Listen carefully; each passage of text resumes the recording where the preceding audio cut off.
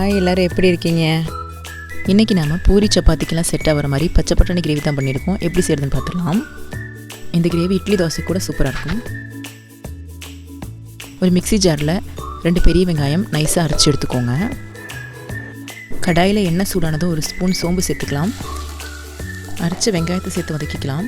இது நல்லா வதங்கினதும் 1 ஸ்பூன் இஞ்சி பூண்டு பேஸ்ட்டு சேர்த்துக்கலாம்.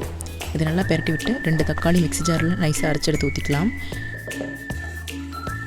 நல்லா கொதியட்டும். இப்போ ஒரு மிக்ஸி ஜாரில் 1/2 மூடி தேங்காய், ஒரு கைப்பிடி அளவு வேக வச்ச பட்டாணி சேர்த்து நைஸாக அரைச்சிக்கலாம். மசாலா பொருள் சேர்த்துக்கலாம். 1/2 ஸ்பூன் மஞ்சத்தூள், 1 ஸ்பூன் மிளகாத்தூள், 1 ஸ்பூன் மல்லித்தூள், 1 ஸ்பூன் கறி மசாலா இல்லைனா கரம் மசாலா சேர்த்துக்கலாம். இதெல்லாம் நல்லா மிக்ஸ் பண்ணிக்கலாம். இப்போது வேக வச்ச பட்டாணி சேர்த்து நல்லா மிக்ஸ் பண்ணிக்கோங்க. உப்பு தேவையான அளவு சேர்த்துக்கலாம். இது நல்லா கொதிஞ்ச உடனே அரைச்ச பேஸ்ட்டு சேர்த்துக்கலாம். 10 நிமிஷம் கொதிய விட்டுக்கலாம். இப்போது ஒரு கொத்து கருவேப்பிலை சேர்த்து குழம்பு இறக்கிக்கலாம். சப்பாத்தி தோசைக்கெல்லாம் செட் ஆகிற மாதிரி குழம்பு ரெடி ஆகிடுச்சு. வீடியோ பிடிச்சிருந்தால் லைக் பண்ணுங்கள், ஷேர் பண்ணுங்கள், சப்ஸ்கிரைப் பண்ணுங்கள். தேங்க்யூ.